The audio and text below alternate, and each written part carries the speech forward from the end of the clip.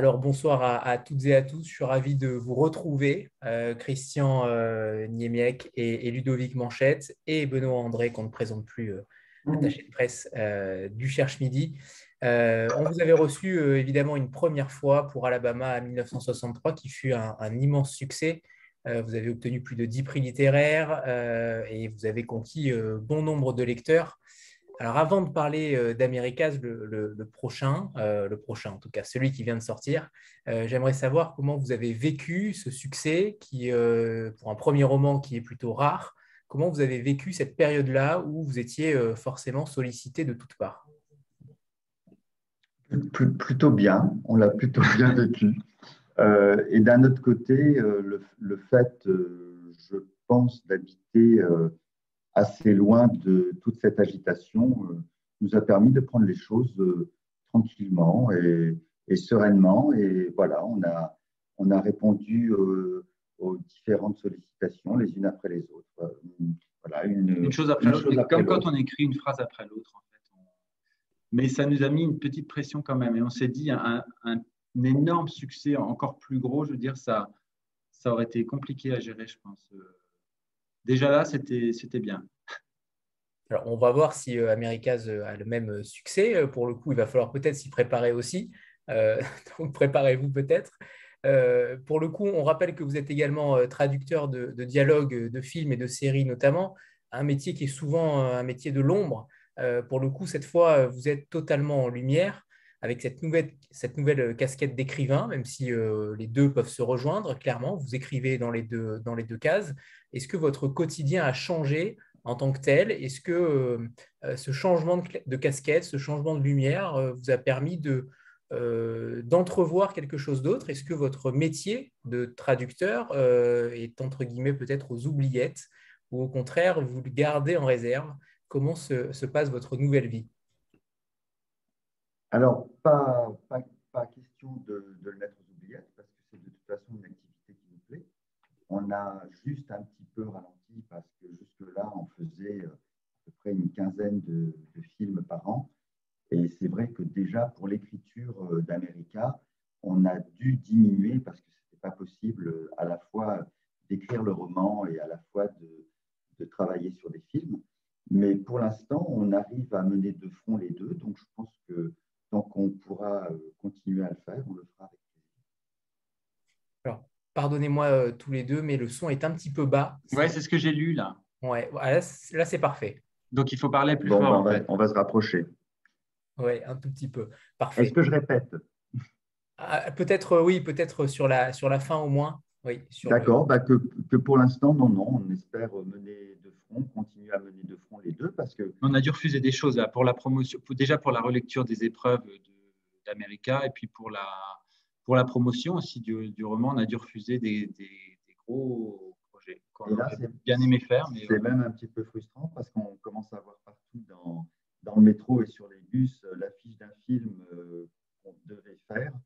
Et puis, en fait, il est arrivé en avance par rapport au planning prévu. On a fait juste la bande-annonce.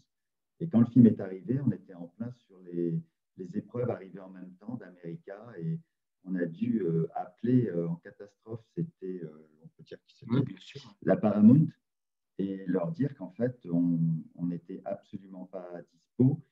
Et il se trouve que la personne qui gère le doublage du film avait lu Alabama 1963, l'avait beaucoup aimé, et du coup, elle nous a dit, écoutez, je comprends, pas de souci, voilà, concentrez-vous sur votre deuxième roman. Très bien. Alors, avec Americas, on reste aux USA, évidemment, votre contrée privilégiée. Vous déclarez votre flamme à ce pays. On est dans un road trip cette fois-ci, donc un road trip initiatique d'une adolescente de Philadelphie à Los Angeles. Est-ce que vous aviez des craintes par rapport au changement de registre de genre par rapport à Alabama 1963? On va parler tout à l'heure de cette autostoppeuse que vous avez rencontrée, évidemment, mais avant cela, est-ce que vous aviez une crainte, une peur par rapport à ce deuxième roman qui n'avait quasiment, on va dire quasiment rien à voir avec le premier, en sachant qu'il y a des liens dans celui-ci, il y a des petits clins d'œil par rapport à Alabama, mais sur le registre, sur le genre, il n'y a pas forcément d'enquête, même si l'enquête d'Amy peut-être considéré comme une enquête, mais pas au même sens qu'on l'entend généralement. Est-ce que vous aviez cette crainte-là? Alors, pas du tout pendant l'écriture. Pendant l'écriture, la seule chose qui comptait, c'était de raconter l'histoire qu'on avait envie de raconter. Donc, on ne s'est absolument pas focalisé sur cette question. Le stress est venu quand il a fallu envoyer le manuscrit. Euh, En plus, on n'avait pas dit à l'éditeur de quoi ça parlait. Il n'avait rien lu, il ne connaissait absolument pas le sujet, il nous faisait une confiance totale et ce qu'on trouvait très confortable. Et en fait, on a vraiment écrit le livre qu'on voulait. Et c'est simplement au dernier moment, quand il a fallu l'envoyer à l'éditeur, qu'on s'est posé toutes ces questions. Après, on aurait fait on aurait fait un polar, la même chose que le premier. On aurait eu peur aussi parce que les gens, de toute façon, l'auraient comparé encore plus peut-être à Alabama 1963. Il y aurait eu la surprise en moins. Donc, je pense que de toute façon, ça ne se serait pas mieux passé qu'en faisant complètement autre chose. Et en fait, là, on a vu Romain Puertolas qui a écrit, alors je ne sais plus le titre exact du roman, mais Le voyage le extraordinaire fakir, du vous fakir. voyez, avec l'armoire Ikea, là, vous voyez. Et lui, pour le coup, son éditeur avait tenu à ce qu'il fasse un petit peu, je ne sais pas, deux La ou même trois chose. romans dans la même veine. Et aujourd'hui, il a beaucoup de mal à changer de registre, en fait. Et il nous a dit, vous avez drôlement bien fait de faire ça dès le deuxième roman. Donc, bon. En plus, donc on l'a expliqué tout à l'heure, on traduit à la base les dialogues de films et de séries. Et auparavant, on travaillait beaucoup sur des séries. Et en fait, on s'est rendu compte qu'on n'avait pas envie de créer la même chose dans l'écriture originale. C'est-à-dire qu'on avait envie de raconter des histoires bouclées, fermées, terminées, et de passer à autre chose. Et depuis qu'on adapte des films, c'est beaucoup plus agréable pour nous. Alors, c'est écrit Christophe, on vous entend. Ah, voilà, c'est toi. D'accord. Euh, donc, on avait envie. Vous avez changé de prénom, Christian. Maintenant, c'est Christian. Oui, c'est pas grave. Ouais, il a C'est pas grave. l'habitude. J'ai l'habitude. D'habitude, c'est le nom de famille qui est un petit peu écorché, mais je prends Christophe aussi. Euh, voilà, donc on voulait, comme dans l'écriture de dialogue de film, passer d'un film à un autre, d'un univers à un autre, comme on a pu faire une comédie romantique après un film d'horreur et après un film de science-fiction. Donc, ça ne veut pas dire qu'on va écrire des romans d'horreur et de science-fiction, mais en tout cas, voilà, passer d'un univers à l'autre. Essayer de surprendre un peu les gens et puis se surprendre nous-mêmes, oui, faire des choses différentes à chaque fois, se lancer un nouveau défi, c'est quand même plus excitant que d'écrire. Alors, je peux comprendre hein, que les gens auraient bien aimé peut-être Alabama 1964, 65, mais bon, il y a un moment où Je pense que les gens, oui, auraient été seraient déçus lassés et aussi. puis déçus. De toute façon, si on avait fait vraiment une suite, euh, à la limite, les gens auraient pensé peut-être que ce n'était pas à la hauteur, qu'ils attendaient autre chose parce qu'eux-mêmes avaient projeté quelque chose, un avenir à nos personnages, et il y avait peu de chances qu'on rentre dans ce qu'ils avaient espéré. Donc, de toute façon, on s'est dit tant qu'à faire, autant changer radicalement d'univers et un petit peu même d'écriture. Alors, vous racontez justement, dès le début du livre, la genèse. C'est cette autostoppeuse que vous avez récupérée en route, qui allait, je crois, à Quimper. Euh, Ouais. Racontez-nous cet épisode, puisque c'est plutôt rare de penser à un roman en prenant une autostoppeuse. Racontez-nous qui était-elle, entre guillemets. Est-ce que vous avez dialogué avec cette personne longtemps? Ressemblait-elle au personnage principal? Qui était-elle en réalité? Alors, c'était une jeune étudiante. Alors, elle était beaucoup moins jeune que Amy.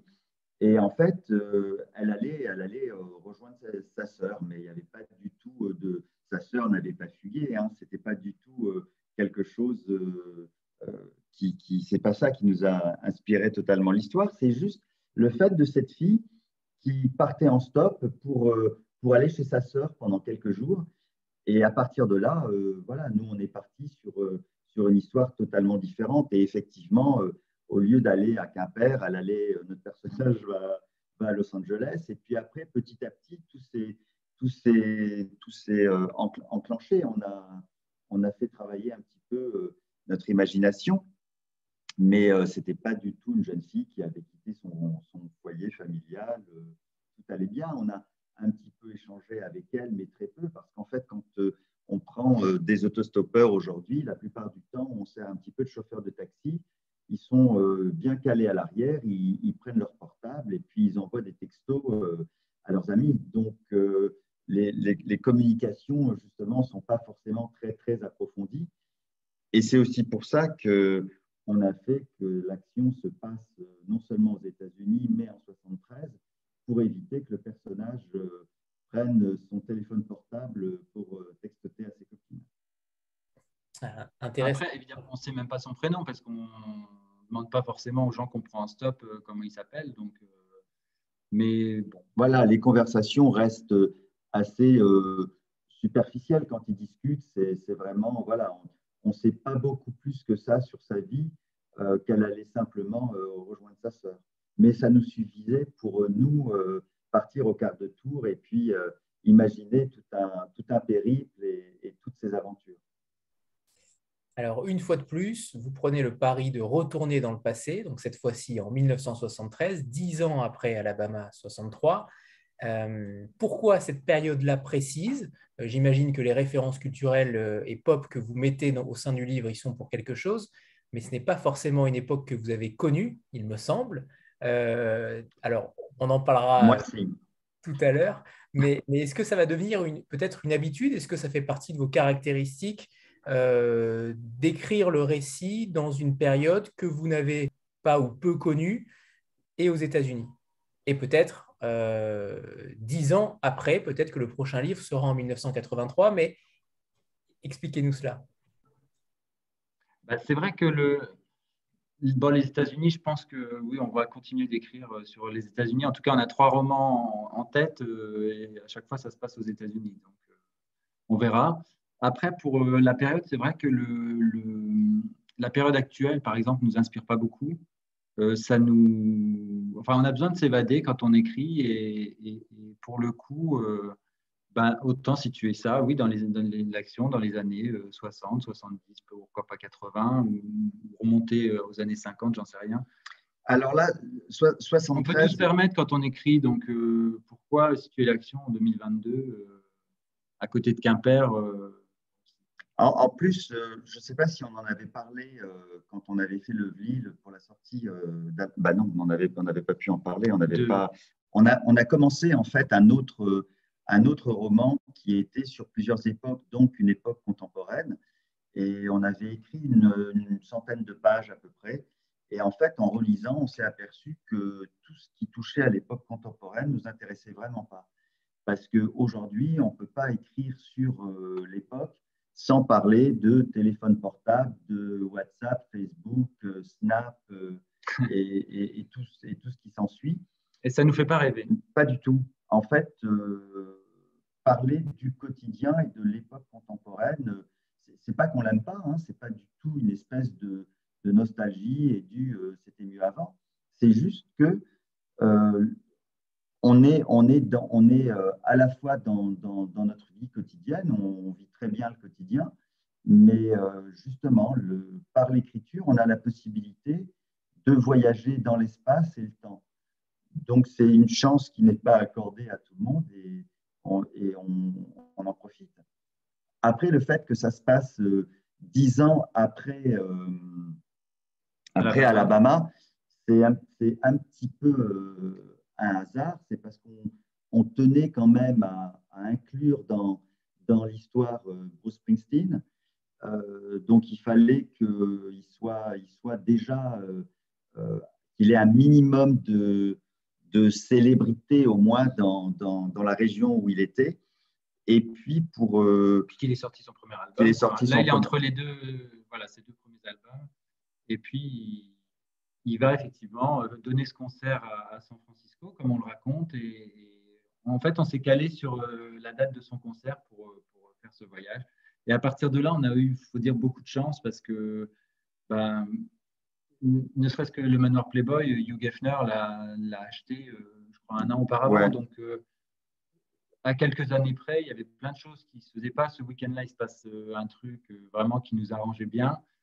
Enfin, il y a beaucoup de choses. Il y a beaucoup de choses qui, dans l'actualité, faisaient que ça collait parfaitement à ce qu'on avait envie de raconter et notre intrigue.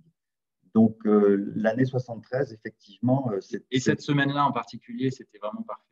Oui, à un moment, on s'est dit qu'on était vraiment aidés, quoi, parce que plein de choses se sont déroulées cette semaine-là et qui rentraient parfaitement dans l'histoire. Très bien. On y reviendra juste après la question d'Alexia. C'est à toi. Bonjour. Bonsoir. Déjà, merci d'être là. Je suis super contente de pouvoir entendre votre histoire.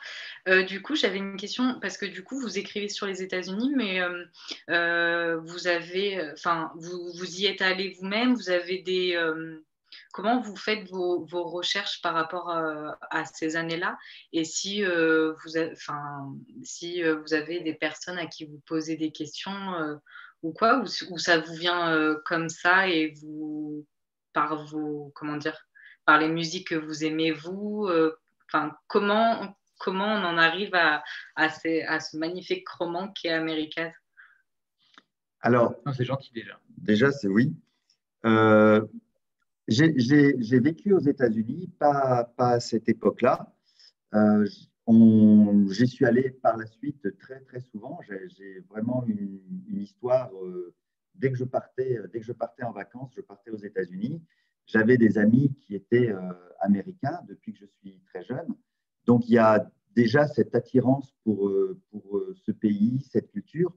Et en plus, le fait de notre travail, c'est vrai qu'on est, la plupart du temps, on travaille quand même sur des séries auparavant et maintenant sur des films américains. Et donc, on est quand même bien immergé dans cette culture, en plus de la littérature qu'on aime bien. Et pour ce qui est… on n'a pas pu faire le road trip là on pensait le faire pour écrire le roman, et en fait, il s'est passé, il y a eu la crise sanitaire, donc on n'a pas pu y aller. Et pour le coup, ça s'est fait grâce à Internet, Google. Il y a plein de vidéos, en fait, c'est drôle. Les gens postent sur YouTube leurs trajets entre, je ne sais pas, Pittsburgh et Harrisburg. Enfin, on ne sait pas pourquoi. Les gens filment ça. Et nous, ça nous arrangeait bien pour voir le paysage et tout ça. Et c'est vrai qu'on s'est documenté comme ça, en fait. Et en fait, on trouve même plus de choses sur Internet parce que donc, on a des amis qui sont américains et quand on leur pose des questions, alors où ils ne peuvent pas, eux, forcément répondre parce qu'ils étaient jeunes, mais à leurs parents sur des choses typiques de l'année 73, en fait, même les parents ne savent plus. Donc, du coup, on a trouvé beaucoup plus de renseignements beaucoup plus précis sur Internet qu'en demandant à des gens, à des Américains ayant connu les années 70. Mais Internet, c'est vraiment une mine.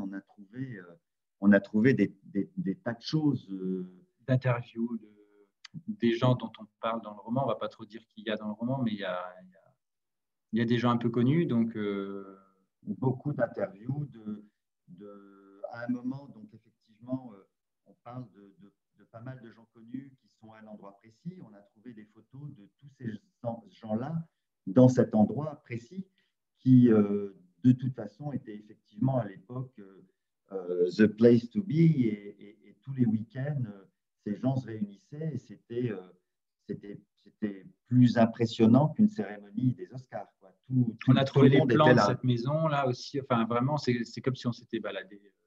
Et voilà, c'est là où on peut se permettre, quand on écrit, d'aller dans un endroit où on ne pourra jamais aller. On pourra jamais aller. En tout cas, pas en 73. Donc. Et puis maintenant, en plus, c'est une propriété privée, donc il n'y a plus possibilité d'y entrer. Mais on a même trouvé effectivement Alors, je crois qu'il faut que tu parles en dirigeant ta voix vers la droite. Pourquoi vers la droite? Ah, parce que moi, on m'entend mieux. Oui, c'est ça, on vous entend. Ah, je vais me rapprocher. Comprenant. Donc voilà, donc on a trouvé les plans de la maison. Donc quand on décrit la maison, quand on décrit même un petit peu, un tant soit peu le mobilier, il y avait ça dans cette maison, quoi. Donc du coup, merci Internet. Très bien. Sophie? Merci beaucoup. Sophie, je ne sais pas si tu es là. Oui, vous m'entendez? C'est bon. Oui, très bien. Oui, bonsoir tout le monde, bonsoir Anthony et bonsoir à vous deux. Bonsoir. Déjà, je suis ravie une fois de plus de participer à cette rencontre. Alors moi, j'ai découvert Alabama 1963, dont je suis tombée éperdument amoureuse, si je peux dire comme ça, tombée en amour d'un livre, d'une histoire, de personnages. Et je vous remercie déjà pour le moment que j'ai vécu en lisant votre ouvrage. Et donc, j'ai en fait deux questions, mais peut-être que vous avez déjà répondu à ce genre de questions ailleurs. Mais déjà, comment vous êtes-vous rencontrés? Et est-ce que le travail à quatre mains est plus difficile ou moins difficile qu'un travail à deux mains? Enfin, à deux mains. Enfin, non, est-ce qu'un travail à deux mains, enfin, vous avez compris, pardon. Clair. Là, on ne joue pas du piano, mais est-ce qu'un travail à deux mains est plus facile qu'un travail à une seule main? Voilà. Travailler à deux, est-ce que c'est plus facile, moins facile? Mon mari se moque de moi parce que je bafouille. Voilà. Non, non, Merci non, pour non. votre réponse. Il n'y a pas de souci. Alors, déjà, on s'est rencontrés en fait au travail. On s'est rencontrés dans une boîte de doublage. On travaillait, on a été amenés à travailler ensemble sur une même série. Donc, c'est là qu'on s'est rendu compte que déjà, on s'entendait bien et qu'au niveau de l'écriture, ça se passait très bien. Et on a travaillé donc pendant plusieurs années, enfin oui, plusieurs mois, pas plusieurs années, plusieurs mois, chacun de son côté. On était sur une série, on écrivait chacun un épisode de notre côté. Ouais, je ne sais plus. Et puis à un moment, donc en adaptation, on a décidé de travailler vraiment ensemble, chaque phrase, chaque traduction ensemble.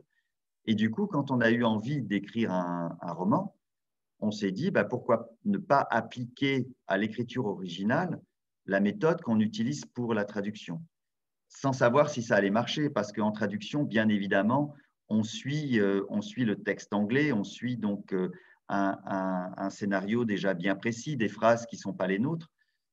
Donc, c'est peut-être plus facile, on ne savait pas, de se mettre d'accord sur ça que sur un imaginaire. Et en fait, on s'est rendu compte que nos deux imaginaires étaient aussi parfaitement compatibles et qu'effectivement, on pouvait écrire ensemble toutes les phrases, puisqu'on procède de cette façon. On écrit vraiment toutes les phrases ensemble. Alors, techniquement, c'est à deux mains, puisque c'est Ludovic qui est au clavier. Et en fait, on échange toute la journée, on discute. Il y en a un qui lance une phrase et l'autre rebondit. Et en fait, il y a un petit ping-pong comme ça qui se fait jusqu'à ce qu'on ait la phrase qui nous convienne à tous les deux. Après, je ne sais pas si c'est plus facile d'écrire tout seul. Moi, il me semble que non. Parce que quand on écrit, c'est vraiment…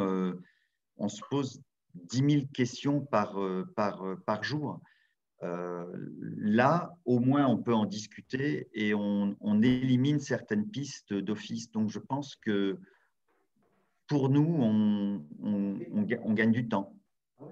La chance qu'on a, c'est qu'on est toujours d'accord. Ouais. On vous entend moins du coup, Ludovic. Vous êtes passé derrière. D'accord. Il va falloir faire un jeu de chaises musicales derrière, Oui, devant. je disais, la chance qu'on a, c'est qu'on est toujours d'accord et qu'on rit des mêmes choses, qu'on est touché par les mêmes choses. Et moi, je ne me vois pas écrire avec quelqu'un d'autre. C'est pas le fait d'être… c'est vraiment notre duo qui fonctionne bien, quoi. Le fait d'être deux, avec quelqu'un d'autre, pour moi, ça ne marcherait pas, quoi. Et moi non plus. Et en adaptation, j'ai dû travailler avant sur des séries avec d'autres personnes et généralement, ça s'était mal passé. Donc, en fait, ce n'est pas tellement effectivement le fait d'être deux, tout dépend de la personne avec laquelle vous travaillez.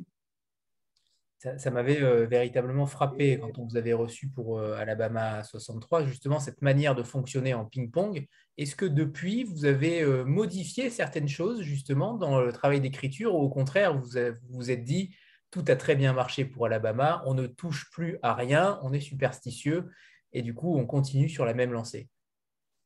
Non, ouais, on a procédé de la même façon. Mais pas par superstition, parce que c'est vraiment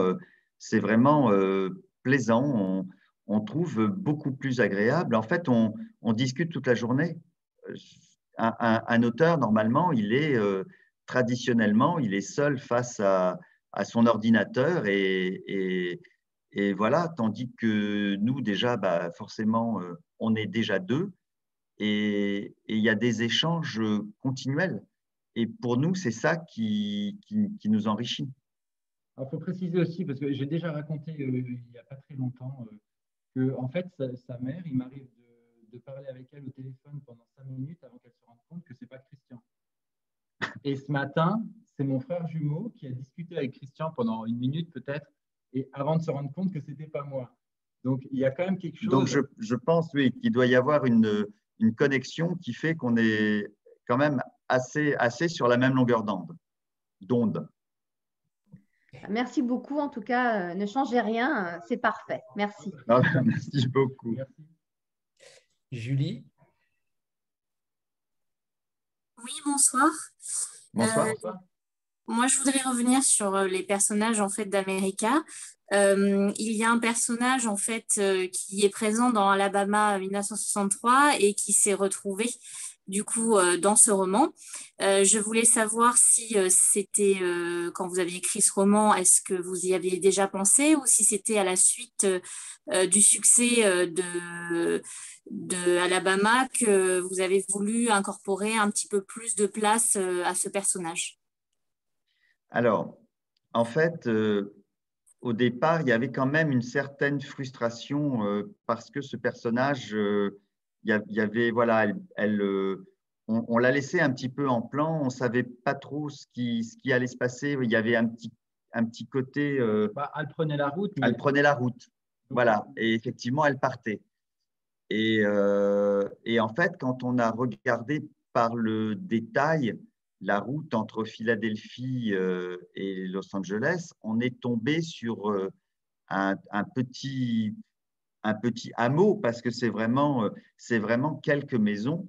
Et je suppose qu'il y a des gens qui n'ont pas lu America, donc je ne veux pas spoiler, mais quand on est tombé sur ce nom de petite ville, on s'est dit, il faut absolument s'en servir, quoi. Il faut absolument s'en servir.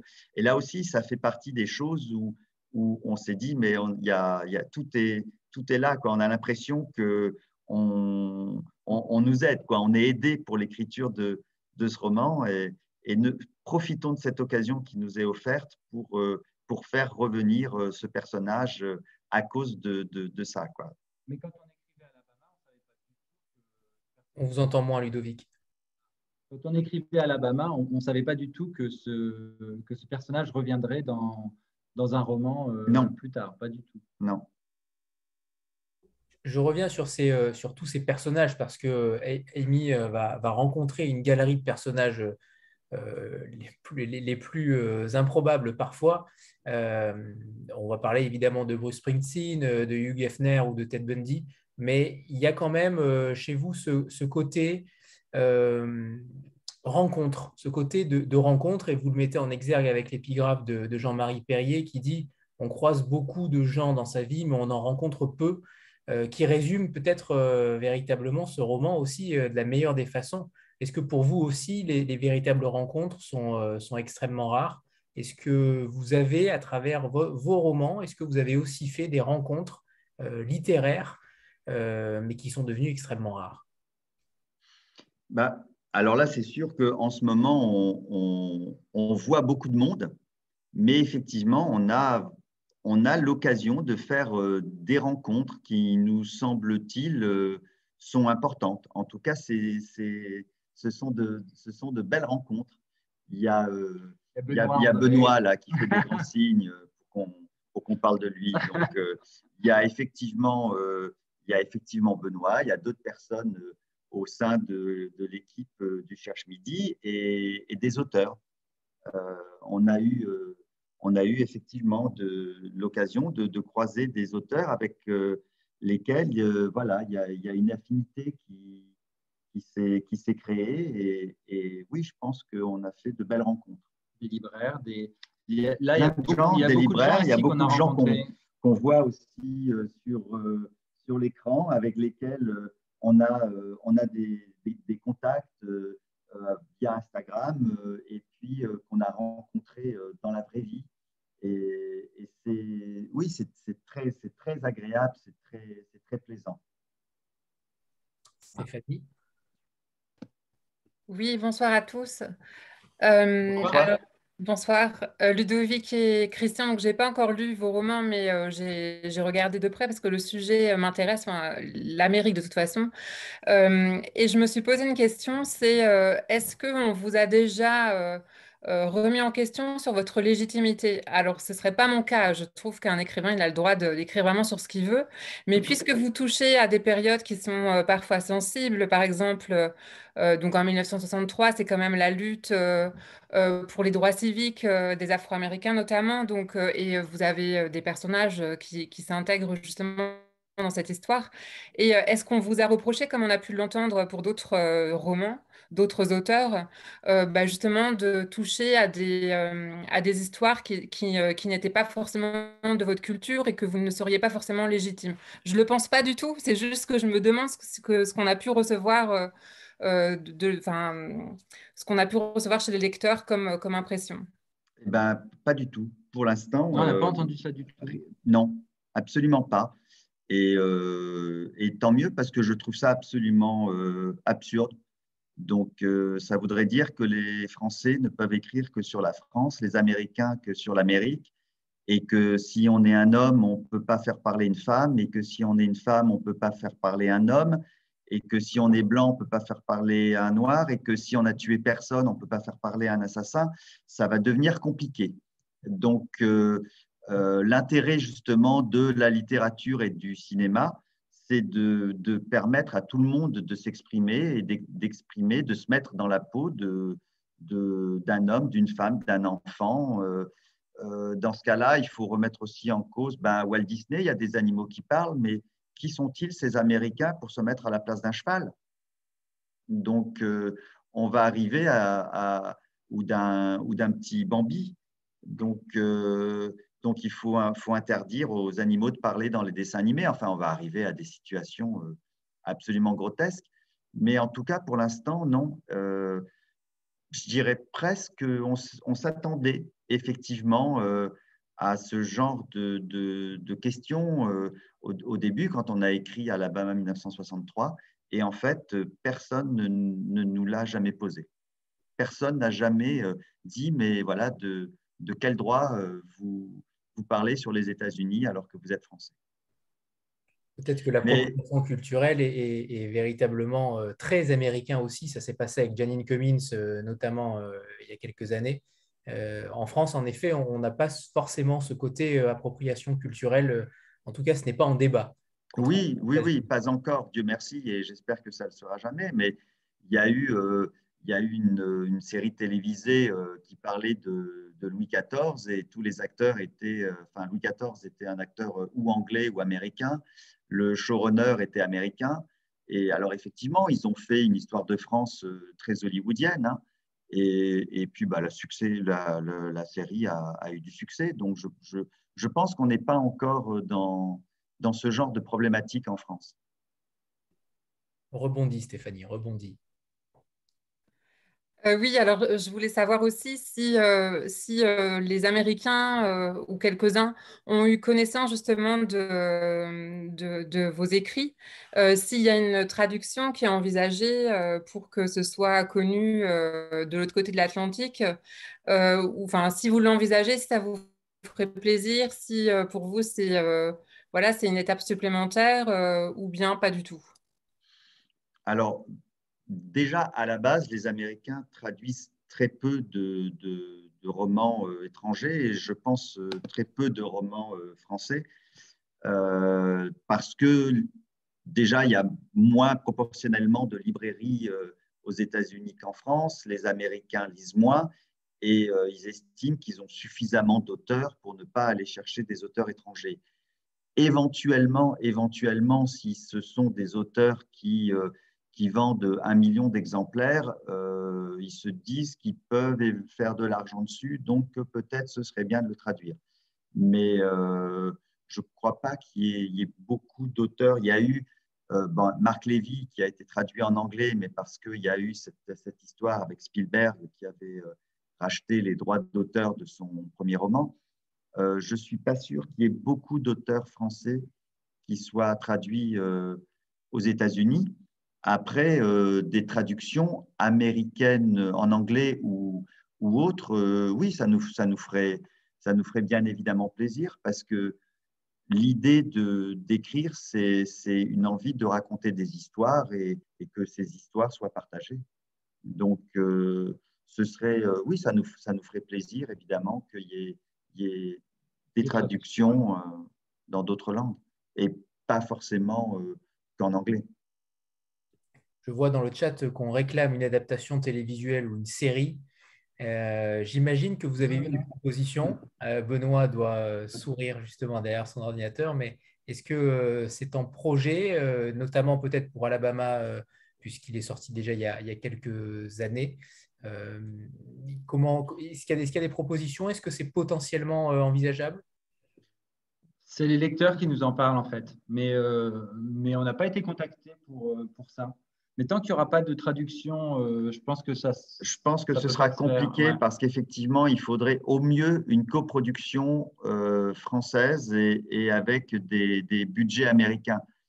Je ne suis pas sûr que les producteurs français aient envie de financer un film qui se passe aux États-Unis dans les années 60 parce que ça fait tout de suite monter le budget de façon assez drastique et je ne suis pas sûr qu'un producteur ait envie de ça. Alors peut-être une coproduction. Il faudrait voir si parmi les gens qui sont connectés, des gens connaissent des producteurs chez Netflix ou dans des grandes majors. On est preneur. Et vous pourriez même traduire les dialogues directement. Ça Ouais. serait- Enfin, Oui, si après, c'était tourné en anglais, les retraduire en en français, VF, ouais. mais pas nous le traduire en anglais. On traduit toujours vers sa langue maternelle. C'est beaucoup plus facile. Alors, la musique a une fois de plus une place importante dans le roman, mais cette fois-ci, j'ai l'impression encore plus que d'habitude, puisque certaines paroles servent le récit véritablement. Les paroles sont liées au récit, ce qui est plutôt rare. Vous avez à chaque fois sélectionné des morceaux qui sont dans le fil narratif en réalité. Pourquoi avoir voulu justement en mettre autant? Il y a beaucoup de paroles de chansons, beaucoup de sonorités qui, en principe, on ne les voyait pas forcément dans Alabama 63. Là, pour le coup, on est encore plus dans le visuel et maintenant, on est encore plus dans le sonore. Vous êtes un petit peu en stéréo quand on vous lit et ça, c'est plutôt très appréciable. Il y avait déjà le sens était déjà important dans Alabama 1963. On choisissait aussi des extraits en fonction de ce qui se passait, quoi, De l'action, de l'action, ouais. Après, c'est vrai que là, on s'est amusé à étirer, par exemple, les syllabes comme le chanteur. Donc, ça mime un peu plus peut-être le côté audio, quoi. Mais après, en tout cas, c'était pas volontaire je pense que c'était pas de mettre plus une de démarche chansons. volontaire de mettre plus de chansons dans America. Et d'un autre côté, ils sont souvent en voiture et en voiture, c'est plus facile d'écouter de la musique. Donc, et effectivement, il y avait ces paroles qui servaient la narration. Mais Nous, on se ouais, dit qu'il n'y a rien de tel pour nous replonger dans une époque que sa musique, quoi.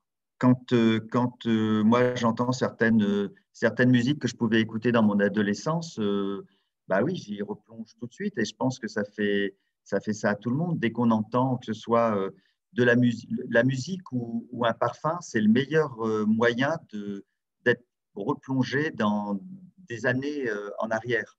Donc c'était peut-être une façon de vouloir planter un petit peu le décor, mais ouais, j'ai pas fait attention. En tout cas, il n'y avait pas de volonté particulière de mettre plus de musique dans celui-là, mais je pense que la situation s'y prêtait davantage. Donc, Adela, par exemple, qui est une femme de ménage qui travaille sur des blanches, je ne la vois pas mettre la radio chez ses patronnes pendant qu'elle fait la poussière. Tandis que là, ben, effectivement, en voiture, c'est quelque chose de plus commun. C'est vrai que Et oui, le ça fait de tombe voyager, oui. Allez-y, pardon, Christian. Non, non, je voulais dire qu'effectivement, c'est quelqu'un qui nous avait dit aussi que, du coup, quand on lisait le livre, toujours, on nous parle de notre écriture cinématographique et que là, en plus, on avait la bande-son, quoi. Donc, j'espère que c'est plaisant. Ça l'est, surtout avec ces chansons. Alexia, je crois qu'on a peut-être répondu à ta question. Tu me coupes si ce n'est pas le cas. Sinon, c'est à Anne. Non, c'était juste pour dire la même chose. En fait, c'était. Enfin, moi, j'ai adoré parce que du coup, ayant fait un road trip aux États-Unis, c'était vraiment. C'est vraiment ça, quoi. Il y a de longues routes. On écoute. Enfin, on écoute les mêmes musiques. Je pense que les années 70 sont aussi marquées l'Amérique. Donc non, moi j'ai trouvé ça génial. Et je me suis dit, enfin, c'est là aussi où je me suis dit pareil que tout le monde, en fait, pourquoi on ne l'adapte pas en film? Parce que enfin, moi, je m'imaginais, je me refaisais les souvenirs de mon voyage, c'était vraiment ça, quoi. Donc, franchement, moi, j'ai adoré le fait qu'il y ait les chansons et tout avec le récit. Et pendant votre lecture, vous êtes allé écouter les chansons ou pas spécialement? Oui, d'ailleurs, j'ai même essayé, parce que du coup, j'ai essayé de voir si vous n'aviez pas fait une playlist, parce que parfois les auteurs font ça. Alors, je ne l'ai pas trouvé, je l'ai pas trouvé, mais oui, j'ai réécouté les chansons du coup. D'accord. Le Cherche Midi a fait une playlist. Oui. Sur l'ouvrage? Non, pas sur l'ouvrage. Non, sur son site, sur Instagram. Je crois qu'on l'a relayé Elle est sur YouTube, elle est sur Spotify et sur Deezer. Ouais. Mais nous, on ne voulait pas mettre la playlist dans le livre. C'est un livre. Donc, voilà, on se disait que c'était pas la place d'une playlist. Ça fait un peu gadget, quoi.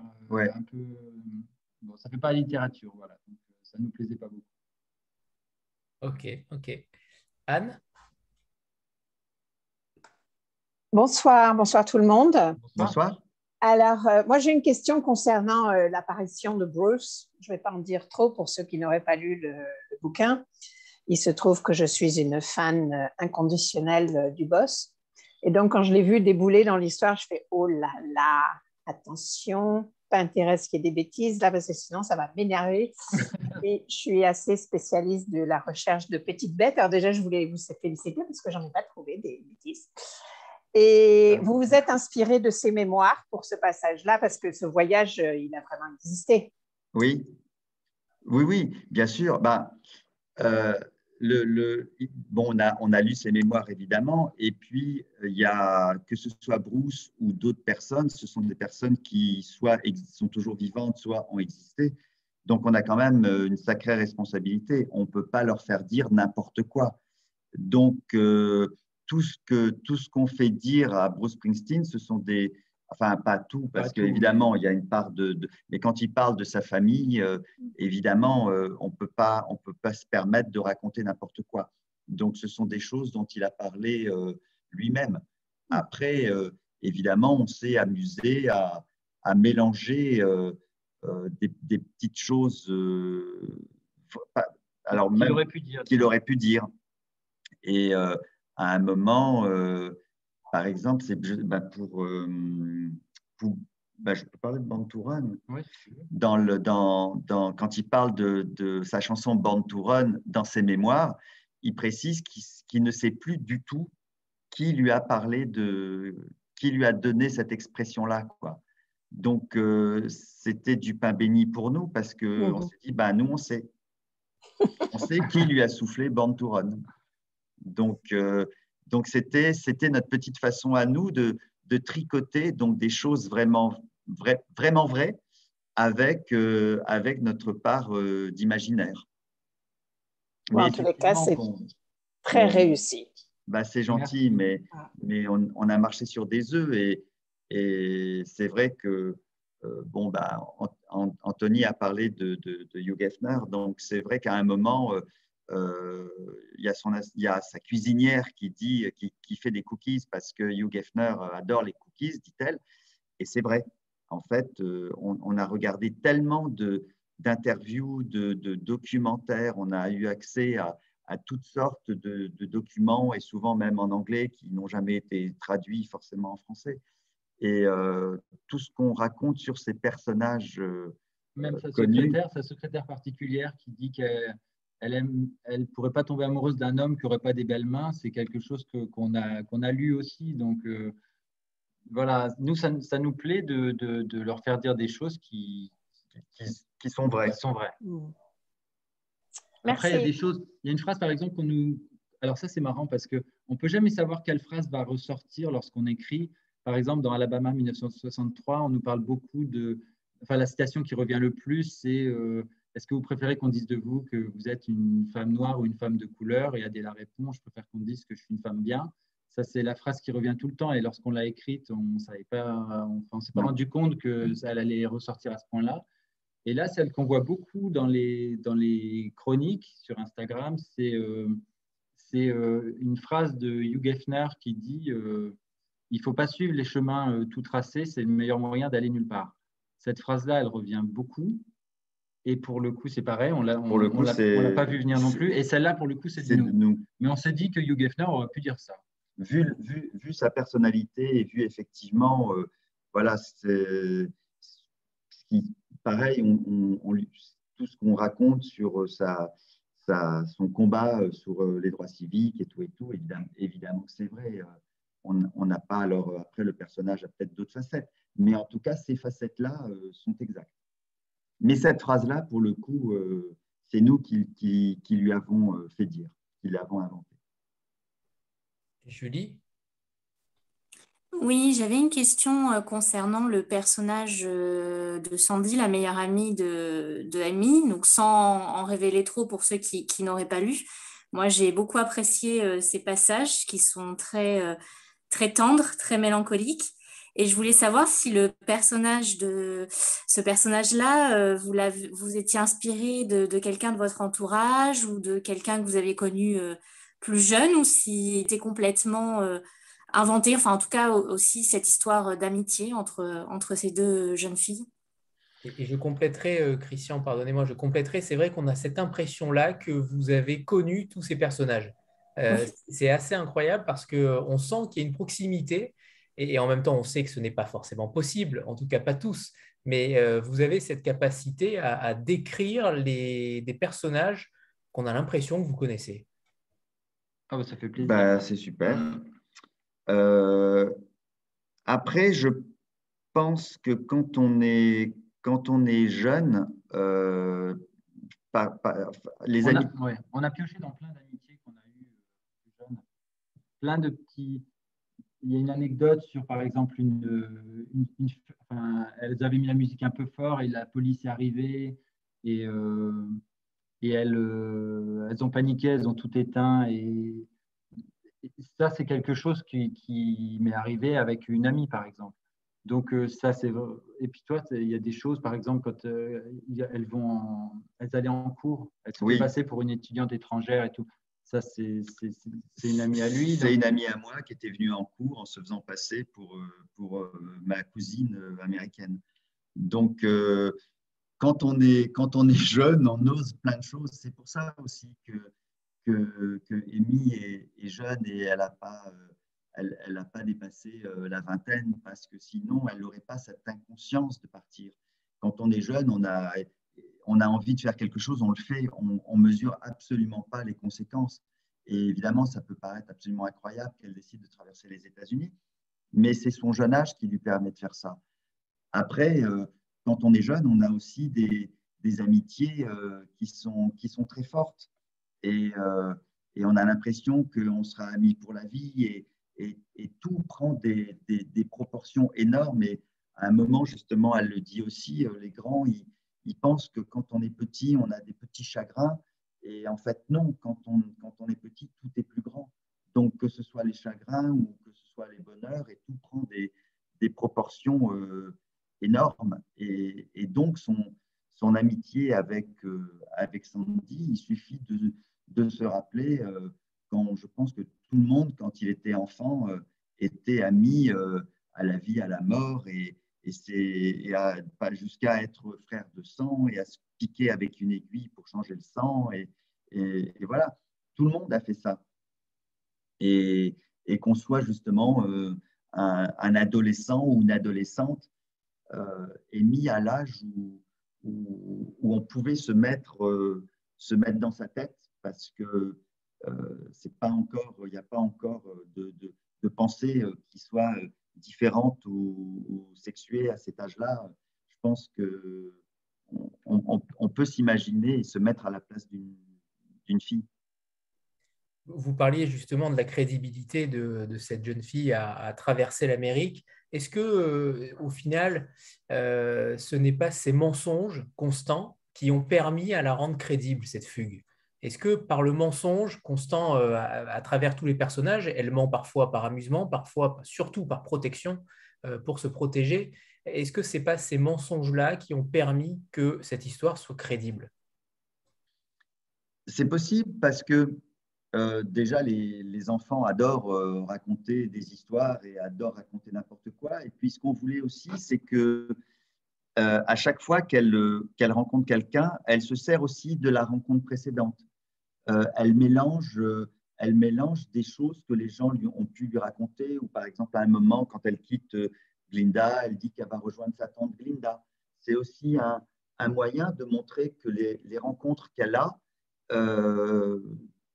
la marque plus ou moins consciemment. Alors bien sûr qu'au début, elle veut pas, on le dit au début, elle le dit elle-même, elle a souffert de, c'est pas un spoil puisque c'est dans la première page, elle a souffert de la mort de sa meilleure amie et qu'elle veut plus d'amis, elle veut plus de meilleure amie et qu'elle veut plus d'amis tout court.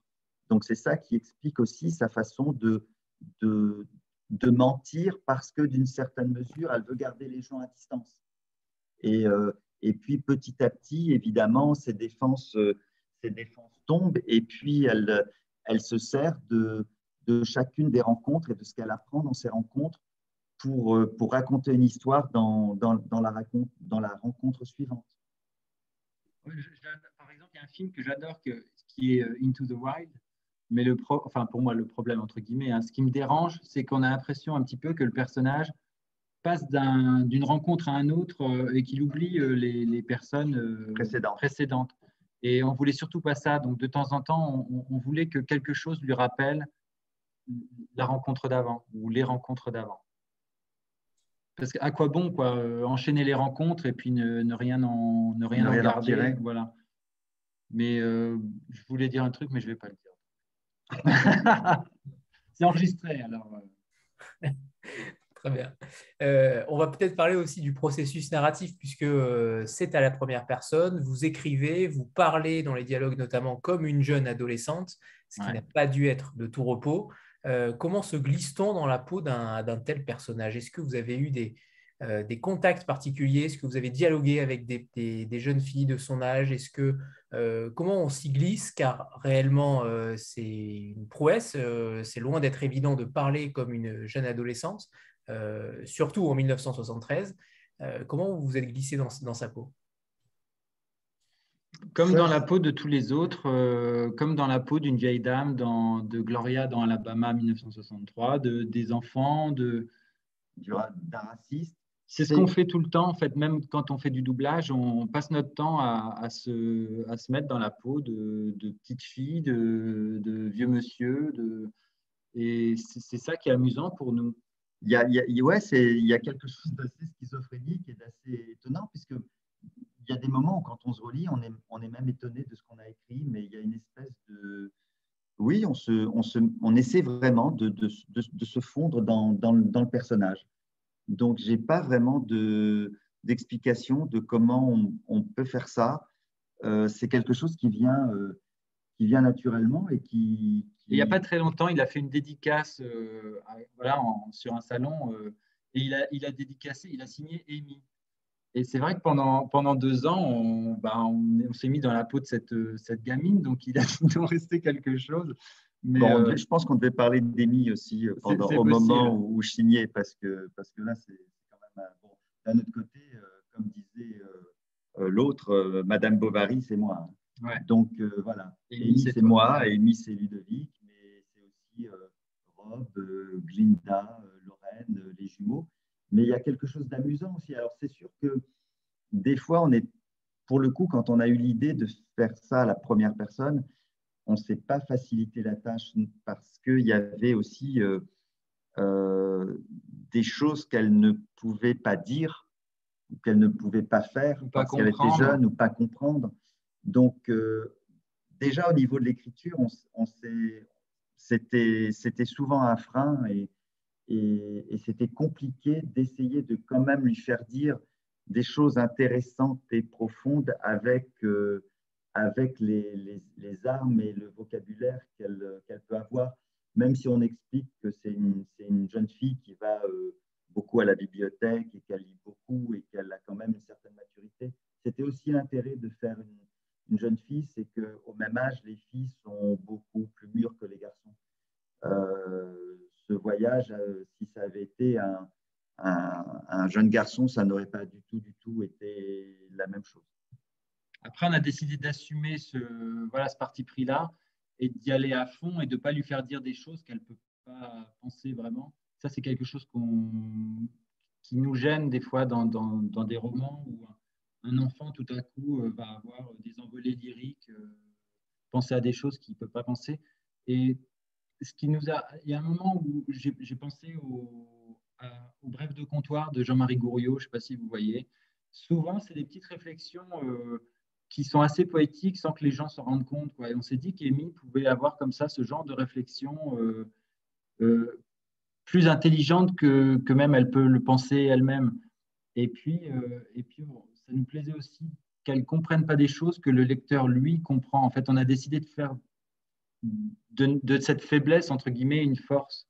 Et voilà, et le lecteur comprend, elle est dans des situations où elle ne réalise pas du tout ce qui peut se passer ou ce qui se passe. Et le lecteur, lui, se dit, bah, attention, ce mec-là, il est peut-être pas net ou des choses comme ça.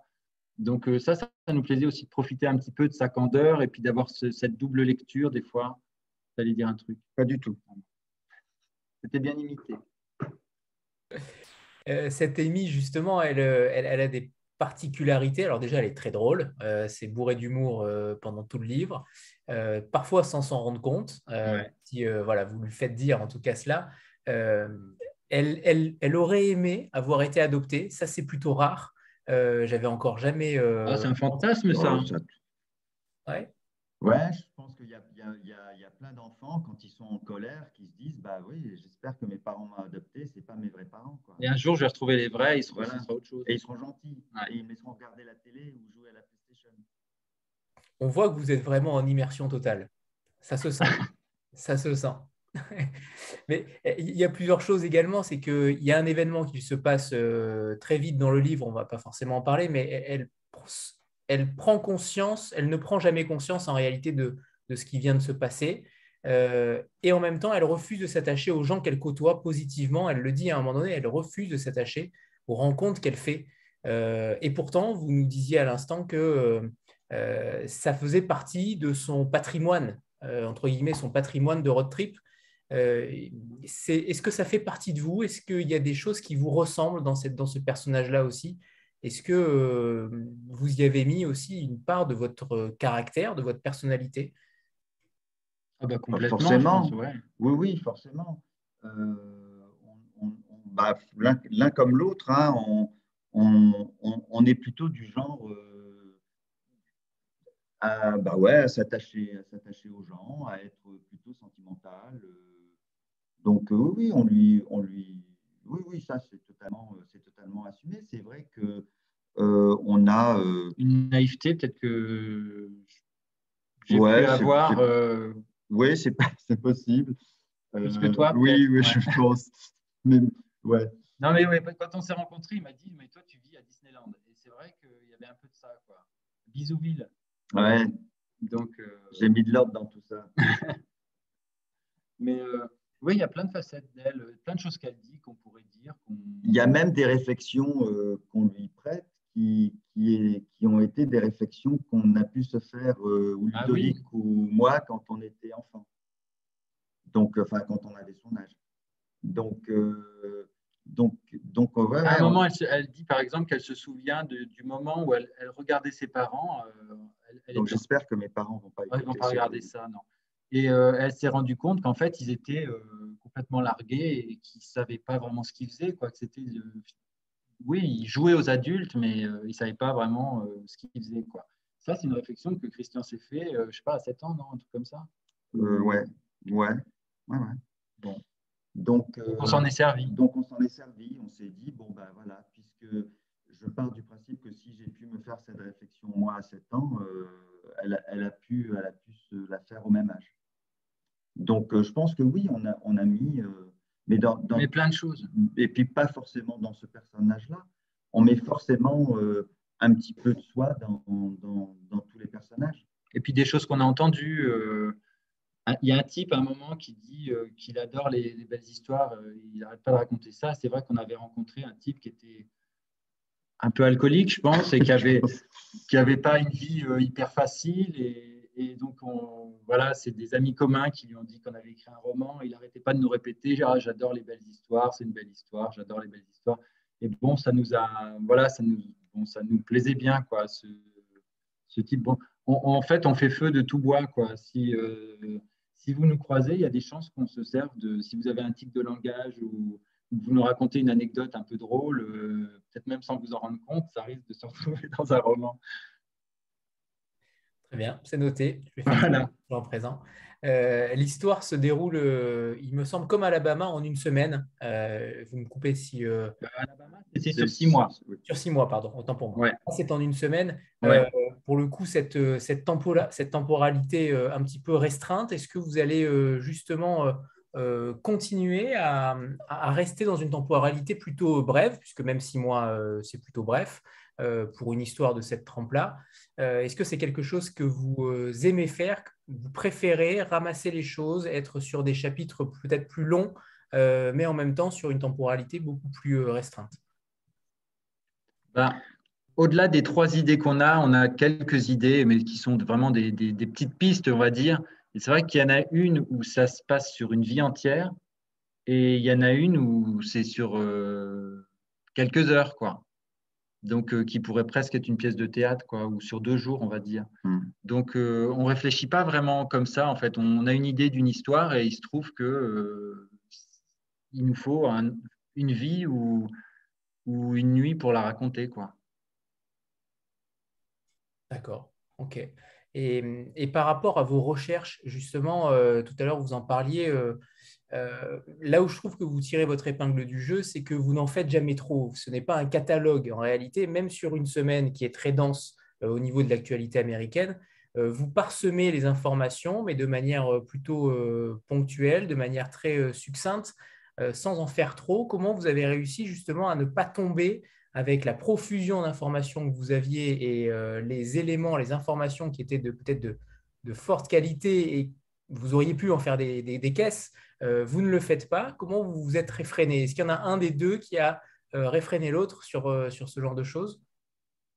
Non, je pense qu'on est tous les deux dans cette optique-là, c'est-à-dire, alors évidemment qu'on a appris sur cette époque-là beaucoup plus de choses que ce qu'on a mis dans le roman, mais on a mis ce qui collait à notre propos. On a l'habitude de dire, on ne va pas faire rentrer quelque chose qu'on a appris au chausse-pied parce qu'on veut montrer qu'on l'a appris. On s'en fiche de ça. C'était important que nous, on en sache beaucoup plus que ce qu'on allait écrire, parce qu'effectivement, on ne veut pas faire un catalogue, une encyclopédie. Il faut que ce qu'on écrive serve l'histoire et le propos. Donc, si ça ne rentre pas, ça ne rentre pas. Donc, des fois, c'est dommage parce qu'il se passait des choses dont on aurait bien voulu parler, mais ça ne rentrait pas. Donc, on n'allait pas… Ça ne colle pas avec les messages il y a quelques messages dans le roman, on va dire. Et oui, si ça ne colle pas, ça ne colle pas. Si ça ne rentrait pas, ce n'est pas grave. Mais comme pour Alabama, où on disait qu'on n'avait pas voulu écrire la ségrégation pour les nuls. Et là, c'est pareil, 1973 pour les nuls.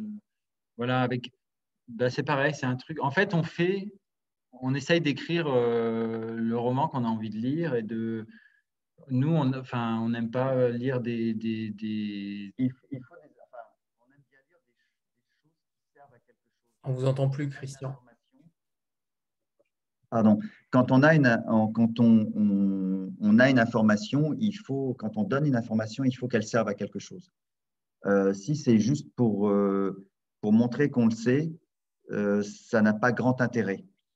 Donc, mais ça, je crois qu'on le dit régulièrement, mais notre principale angoisse quand on écrit, c'est d'ennuyer les gens. Donc, si on ne veut pas les ennuyer, il faut rester vraiment serré et concentré sur ce qu'on veut dire. Tout ce qui déborde n'a pas sa place. Donc, c'est sûr, on pourrait faire de temps en temps des digressions et puis écrire 3 chapitres qui ne servent pas forcément à grand-chose, mais qui montrent qu'on a appris beaucoup de choses sur cette époque. Mais si ça ne sert à rien, si ça ne sert pas à notre héroïne, on n'en a pas besoin. Donc, on ne les met pas. En fait, c'est presque un travail de montage, mais au fur et à mesure de l'écriture, quoi. On fait tout ça, en fait. On fait tout le travail à la fois de scénariste, de réalisateur, de monteur. On place la caméra où on veut. Quand on écrit, on fait tout ça. Et c'est vrai souvent, en fait, quand les auteurs se relisent, ils suppriment beaucoup de choses. Et nous, on supprime rien parce qu'on n'écrit pas. Voilà, on l'écrit pas dès le départ. Et à la limite, on rajoute même de temps en temps une petite phrase, mais a priori, oui, c'est rare quand on se relit de rajouter une ligne de ci, de là. La plupart des auteurs enlèvent. Mais voilà, nous, on n'a pas enlevé parce qu'on n'écrit pas. Quand ça ne rentre pas, ça ne s'écrit pas. Est-ce que vous avez eu déjà alors c'est peut-être un peu tôt encore, hein, mais des témoignages justement d'adolescentes qui sont dans la même situation, en difficulté avec leur propre famille et qui ont décidé à un moment donné de fuguer? Est-ce que vous avez eu ce genre de témoignage? Est-ce que c'est aussi un appel peut-être à certaines d'entre elles? Comment ça se... nous Ben, en fait, venez vivre chez nous. Non, mais... on a une amie qui travaille avec des enfants en difficulté. Justement, on lui avait fait lire le manuscrit pour savoir si le tableau qu'on dressait des parents n'était pas trop dur. Et elle nous a dit que pas du tout. Et on était bien en deçà de la réalité de certains parents. Mais non, on n'a pas eu de témoignage. Mais autrement, non. On a eu voilà, cette femme qui nous a dit ça. Mais sinon, non. Personne ne nous a contactés. Non, mais je pense que peut-être un jour à une dédicace, par exemple, ou quelque chose comme ça. Mais je ne sais pas. On verra. Pas pour l'instant. Ok. Est-ce que vous nous feriez le plaisir de nous lire un extrait d'Américas? On voit que derrière vous, chez le Cherche Midi, on travaille encore alors qu'il est 20h10. Ça, c'est un exploit. On va lire le début. Ouais. Alors, je vais m'approcher pour qu'on m'entende. Dimanche 22 juillet 1973. J'avais une meilleure amie avant, Sandy. Je l'adorais. Tout le monde l'adorait, mais c'était moi, sa meilleure amie. Et un jour, il y a 2 mois et demi, elle est partie, à 14 ans, sans prévenir. On s'amusait dans la rue, on rigolait, et une voiture est venue la faucher sur le trottoir. Le type au volant avait fait un malaise, en tout cas, c'est ce qu'il a raconté après. Sandy est morte sur le coup. Depuis, je veux plus de meilleure amie. Je veux plus d'amis tout court. J'avais aussi une sœur avant, Bonnie. Je l'adorais aussi. C'était ma grande sœur. Et une nuit, il y a 1 an, elle est partie. À 17 ans, sans prévenir. Si je ne m'étais pas réveillé, je crois qu'elle ne m'aurait même pas dit au revoir. Soit disant qu'elle ne voulait pas me voir pleurer, mais je lui en ai quand même un peu voulu. Elle a fini par m'avouer où elle allait, à la Mansion, le manoir Playboy à Los Angeles. Elle rêvait de devenir Playmate. Les Playmates, c'est les filles qui posent à moitié toutes nues dans Playboy, le magazine. Et pour ça, elle allait traverser tous les États-Unis en stop avec un gars qu'elle venait de rencontrer. Je lui ai proposé de venir avec eux, mais elle m'a dit que ce n'était pas possible à cause de l'école et tout ça. De toute façon, je ne sais pas si je serais partie. Pas à cause de l'école, à cause de Sandy. Ce que je me demande, c'est si elle est arrivée là-bas. On n'a plus jamais eu de nouvelles, même moi, alors qu'elle avait promis de m'écrire. Je ne sais pas si vous voulez que je continue, mais je pense que… Voilà, donc ça, c'est vraiment le tout début du roman. Parfait. On n'a pas parlé tout à l'heure, d'ailleurs, de la réception de l'éditeur. Vous avez dit tout à l'heure que l'éditeur n'était pas au courant encore du sujet du livre. Alors évidemment, il l'a très bien accueilli puisqu'il l'a publié, hein, on est bien d'accord, mais est-ce qu'il a eu des réticences? Est-ce qu'au contraire, il était emballé? Comment s'est passé ça, étant donné que l'histoire est en effet totalement différente d'Alabama, mais en même temps, il y a quand même certains ponts.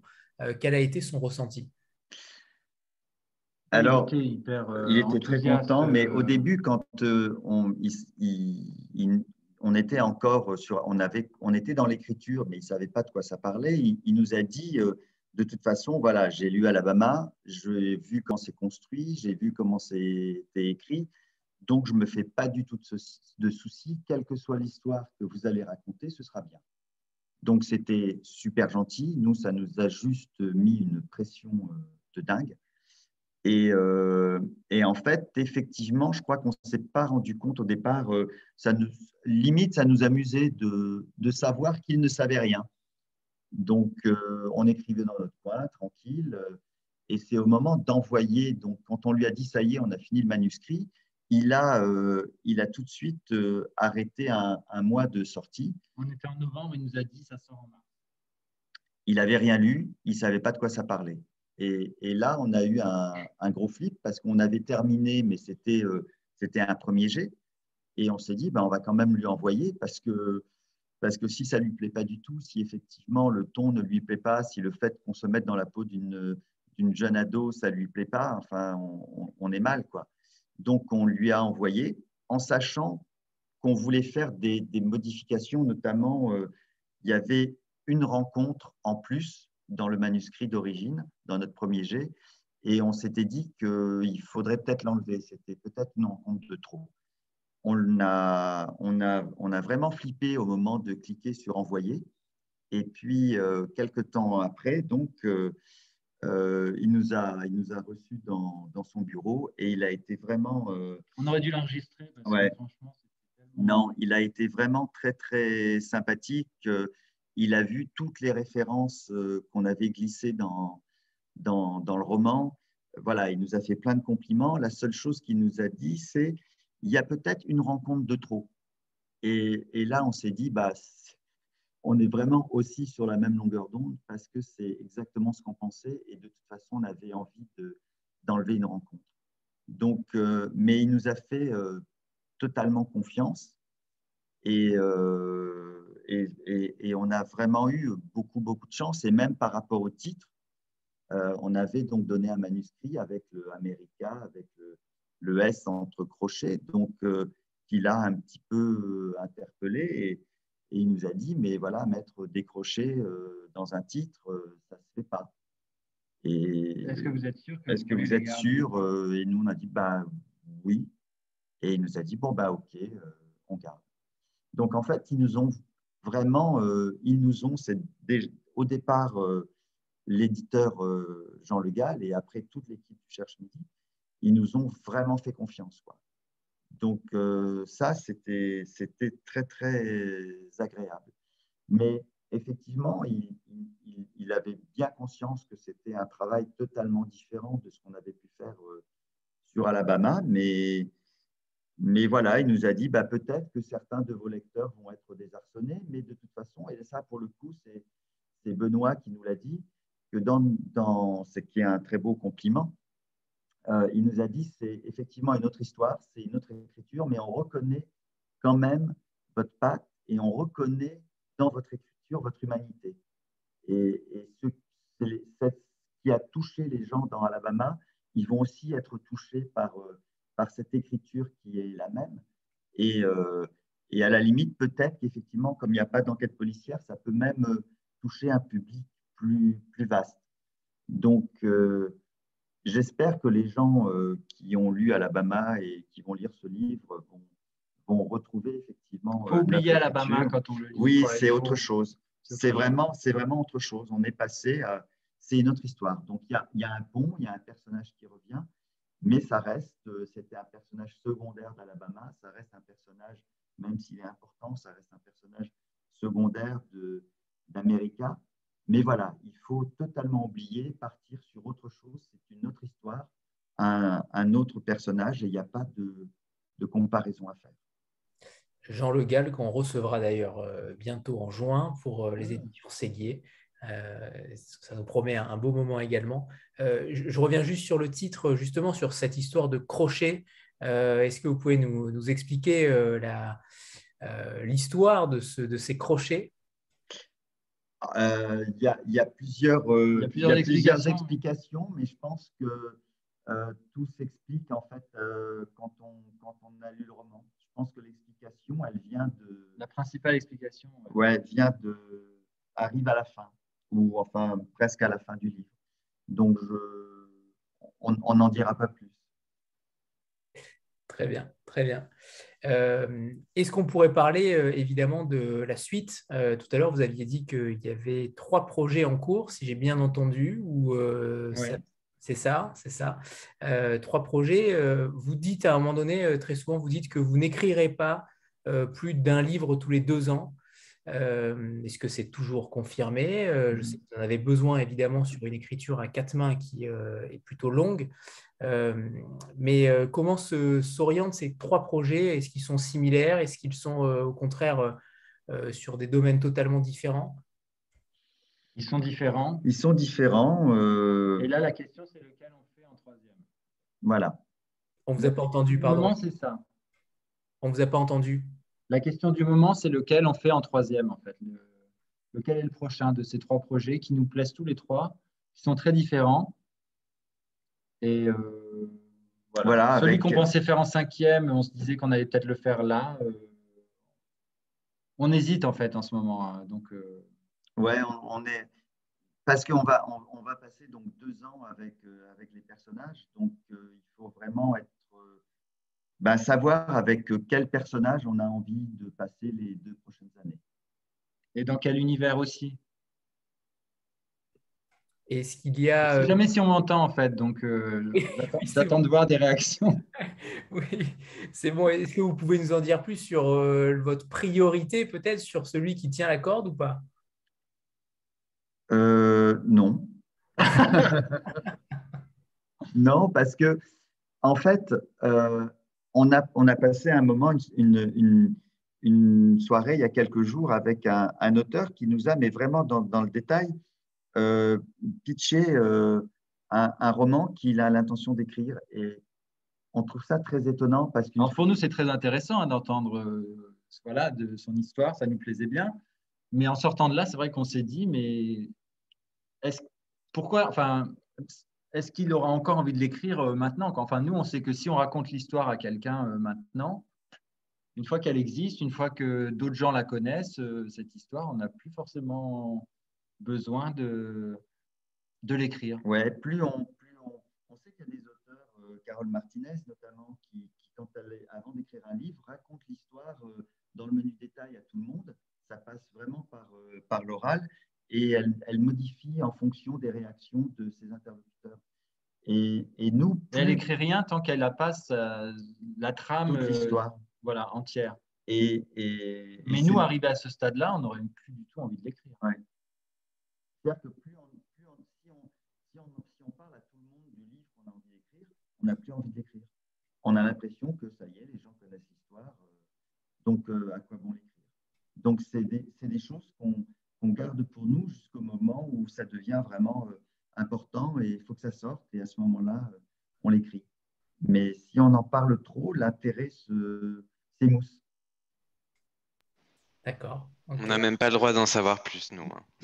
Non, même la maison, pareil, la maison d'édition, l'éditeur, voilà, ils savent qu'on parle d'un 3e projet, mais ils ne savent pas non plus trop ce que c'est. Donc, après, je ne sais pas si on attendra aussi longtemps pour leur dire de ce que c'est. Non, je ne suis pas sûr. Parce qu'à la fin, c'était quand même sur America. Voilà, au moment de l'envoyer, c'était quand même compliqué. Donc, on ne peut pas refaire ça. Si ça ne leur plaisait pas, ouais. Ils étaient quand même très embêtés. Ouais. Après, enfin, je ne vois pas pourquoi ça ne leur plairait pas. Bon. Mais on ne sait jamais. Donc, évidemment, on est toujours dans le doute. Donc, on passe d'une extrême confiance en nous quand on écrit, parce qu'on est obligé, quand on se met au boulot, de se dire bah, évidemment que c'est bien, évidemment que ça va plaire, évidemment que voilà. Et puis par des doutes, mais vraiment de se dire est-ce que ça vaut quelque chose, est-ce que ça va intéresser quelqu'un, donc on passe sans arrêt d'un extrême à l'autre, quoi. Donc ça, c'est là aussi où c'est bien d'être deux, c'est que je comprends que la plupart des auteurs boivent. Non, mais c'est vrai, parce que c'est vraiment... Non, mais Tu sais que c'est enregistré. c'est tellement compliqué, mais ils ne vont pas nous regarder. L'alcool nuit dangereusement à la santé. Ouais, c'est vrai. Mais ouais. Et je ne vous parle pas de la coke. Mais non, c'est une boutade. Mais oui, c'est vrai qu'on se pose. Quand on est en phase d'écriture, on ne se pose pas de questions, en fait. On pense qu'à notre plaisir. On pense qu'à l'histoire et à ce qu'on a envie de raconter. C'est après, en fait, quand c'est terminé et quand on le fait lire à… Si, quand même, quand on reçoit des messages de gens sur Instagram qui nous disent, alors que le roman n'est même pas encore terminé, je l'adore déjà, ou des choses comme ça, là, quand même, on se pose des questions, on flippe un peu. Ouais, c'est en fait… Dans les commentaires, les gens qui… C'est très angoissant. Donc, je ne sais plus ce que je voulais dire. Ça ne devait pas être très intéressant. Est-ce que d'ailleurs, dans votre duo, il y en a un qui, au moment de doute, est-ce qu'il y en a un qui est plus pessimiste, plus optimiste que l'autre? Ou au contraire, là aussi, vous êtes encore sur la même longueur d'onde? On aimerait bien déceler aussi parfois des petites failles, en réalité. On a l'impression que, peu importe le sujet, vous êtes à chaque fois en complémentarité. J'ai peut-être un peu tendance à remettre un petit peu les choses, à faire retomber le truc, quoi. Quand il y a… C'est jamais assez. Voilà. Donc, quand il y a des moments où on s'emballe un petit peu en disant ouais, c'est super. Si on a un prix, il va me dire oui, bah, c'est pas non plus le prix, je sais pas quoi. Si on a un côté… de calmer le jeu. Ouais. De pas s'emballer, de pas partir au quart de tour. Alors que je sais qu'il n'y a aucun risque qu'on prenne la grosse tête et que ce genre de choses. Mais voilà, j'essaie toujours de remettre un petit peu les choses à leur place. Benoît le sait, hein, parce qu'il nous annonce des chiffres et tout qui sont super bons. Et voilà, pour Christian, c'est jamais assez. C'est jamais, voilà. Ça peut toujours être mieux. Mais c'est bien, c'est un moteur aussi. Hein, donc, Perfectionniste. Allez. Ouais. Mais ça, on l'est tous les deux. Ça, pour le texte, perfectionniste, on est tous les deux.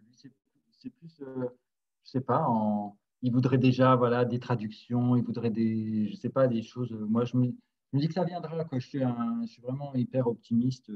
Mais toi aussi. Enfin, oui, moi aussi. Non, fondamentalement, je le suis. Mais ça va jamais assez vite mais, pour lui. Mais voilà, donc quand à chaque fois que quelqu'un nous fait un compliment ou quoi au caisse, je dis oui, mais bon, on n'a toujours pas de traduction.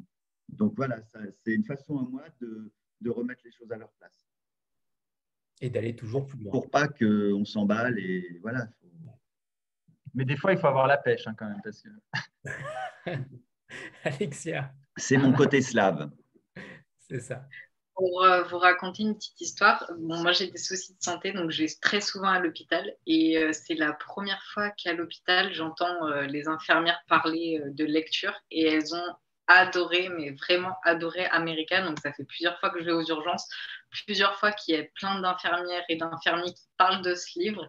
Donc vraiment, moi je suis dans le sud de la France, vers Toulon, et c'est la première fois que je les entends parler de lecture et du coup dans les salles, elles lisaient America, quoi. Ah, génial. Merci pour ce témoignage parce que ça, évidemment, on ne peut pas le savoir. Donc, ah oui, ça fait très plaisir. Merci beaucoup. Avec plaisir. Moi, ça m'a fait rire parce que du coup, on est dans une situation, j'étais dans une situation où j'avais mal et ça m'a fait assez rire et du coup, on a parlé toute la nuit de America. J'aurais bien aimé être là. Ouais. Oui. Merci beaucoup.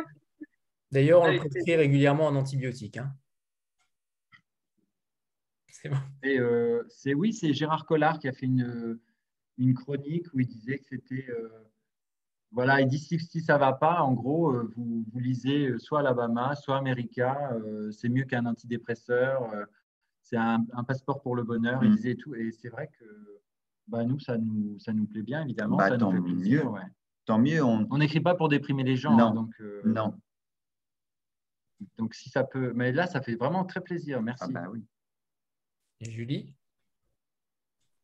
Oui, donc je reviens sur vos 3 projets. Donc, je sais que vous n'allez pas révéler lequel vous allez prendre en premier pour votre 3e roman, mais quand on s'était rencontrés, vous nous aviez expliqué la manière dont vous écrivez, c'est-à-dire que vous aviez déjà une trame avec un début et une fin, un milieu et une fin. Est-ce que du coup, dans ces 3 projets que vous avez, est-ce qu'ils sont avancés de la même manière et est-ce qu'il y en a un qui est déjà un peu plus avancé, même si c'est pas celui-là que vous alliez peut-être prendre en 3e choix?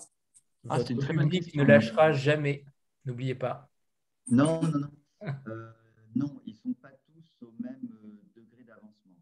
Parce que c'est vrai qu'il y en avait un où on s'était dit, bon, ben voilà, on va le faire, c'est celui-là. Et puis, en fait, voilà, on recommence à se poser des questions. Donc, ils ne sont pas au même degré d'avancement. Mais on s'est dit justement qu'il fallait qu'on travaille sur les 3, vraiment de manière plus approfondie. Et de façon à ce que je disais tout à l'heure, savoir avec lesquels personnages on a envie de passer les 2 prochaines années. Qu'on choisisse vraiment en toute connaissance de cause, quoi. Mais en fait, là, celle qui nous tente le plus, c'est celle où on a le moins d'éléments. Donc, voilà, il faudrait qu'on travaille un peu. Mais là, en fait, on n'a pas le temps. On est en pleine promo, tournée de salon du livre, de librairie. C'est très compliqué. On se dit qu'on va, d'ici cet été, je pense qu'il faudrait qu'on se décide vraiment et qu'on avance un petit peu. Mais bon, on a le temps. Hein. C'est une sortie, a priori, en 2024. 2024. Donc, on a encore Normalement, un peu de temps. on a quand même un peu de temps. Et vous vous perdez pas entre les 3 histoires, parce que c'est beaucoup de travail. Enfin, je sais pas comment ça se passe avec les autres auteurs. Est-ce que c'est habituel de travailler sur plusieurs ouvrages en même temps? Ben, ça dépend. Oui, là, ça fait 3 auteurs avec lesquels on passe un petit peu de temps ces jours-ci. Et en fait, tous travaillent sur plusieurs projets en même temps. Donc, ce qui est très bien, c'est que par exemple, quand on entend une anecdote, on peut la glisser si elle nous plaît. Voilà, on se dit, tiens, ça, ce serait bien pour tel ou tel projet. Dans les 3, il y a toujours voilà, un projet où ça pourrait vraiment convenir. Donc, c'est pratique. Et, bon, mais ouais, j'ai vraiment aucune idée de. C'est drôle, hein, parce qu'America, quand même, c'était. En fait, à un moment, quand on écrivait Alabama 1963 et que on a peiné un petit peu à un moment, on s'était dit, mais oui, on aurait dû choisir l'idée du road trip.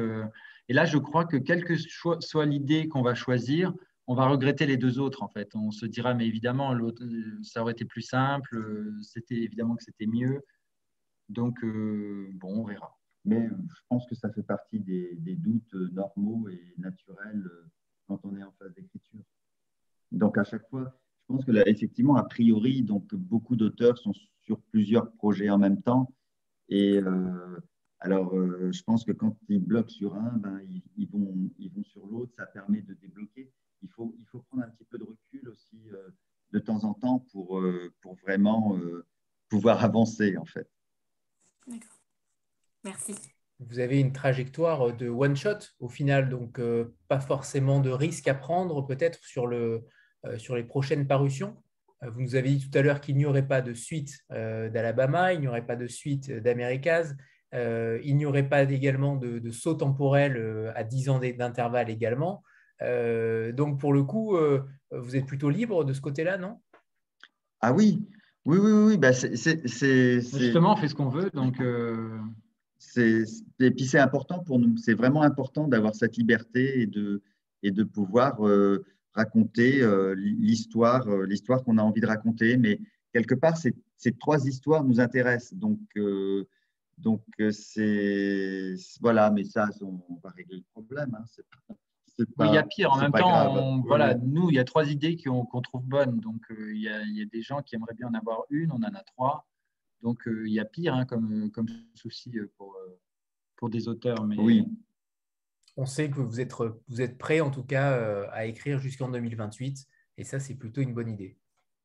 ouais, puis je pense que d'ici là, on va trouver d'autres idées qui vont se glisser parmi celles qu'on a déjà. Donc, Après, c'est vrai que dès le départ, on s'est dit qu'on n'écrirait pas 20 romans. Bah pareil, pour les mêmes raisons. On n'a pas envie d'ennuyer les gens, on n'a pas envie de tourner en rond, on n'a pas envie de raconter les mêmes histoires. Donc, voilà, on verra. Mais là, on se dit que si on en écrit 6 ou 7, c'est déjà bien. c'est déjà bien. Très bien, très bien. On va terminer par une photo de groupe, comme on en a l'habitude. Préparez-vous. Si vous mettez vos Alors, on prend les pages livres. en On prend avant, les livres. ce serait mieux. 3, 2, 1. Manon, en effet, tu es flou. 3, 2, 1. C'est parti. C'est bon. Merci beaucoup. Bah, merci à vous. Merci Ludovic, merci Christian, merci Merci. Benoît. Comme à chaque fois, c'est un délice de vous recevoir. Et on espère vous recevoir à nouveau d'ici donc 2 ans, en tout cas aux dernières nouvelles. On espère. Avec plaisir. Voilà. Merci infiniment à tout le monde et merci à tous ceux qui ont également posé des questions. À très bientôt. Merci beaucoup. Merci à tout le monde. Merci. Merci beaucoup. Au revoir Et tout le monde. merci à Charlie. Et oui, Charlie Roquin qui est également là, qu'on avait reçu pour son ouvrage également, Le Roi, avec Isabelle Stib. Super, que je suis en train de lire et qui est vraiment, vraiment très, très bon, quoi. À lire avant. Voilà, qu'il était un petit peu fatigué, donc s'il a pu assister à ça, c'est vraiment très gentil à lui. Merci à vous, Ludovic et Christian. Je ne mets pas ma caméra parce que je suis effectivement un peu malade. Et en plus, il parle. C'était super de vous écouter. Merci beaucoup. Eh bien, écoute, c'est gentil. À bientôt. Donc, Le Roi de Charlie Roquin aux éditions du Cherche-Midi. Tout à fait, à lire notamment pendant cette période présidentielle. Oui, c'est l'occasion ou jamais. Et en plus, non seulement c'est très bien écrit, mais c'est vraiment drôle en plus. Donc, pour une fois que les élections peuvent être drôles, il faut en profiter. Christian, tu n'es pas seulement un très bon traducteur et un grand écrivain, tu es également un très bon commercial. D'accord. Bon, ça suffit, Charlie. Ce sera pour 2028, la casquette de commercial. Voilà. Ils ont dit qu'ils avaient envie d'arrêter d'écrire. Ce sera pour 2028. Merci à tous. Au revoir tout le monde. Au revoir. Au revoir à tous. Au revoir. Au revoir. Bonne soirée. Au revoir tout le monde.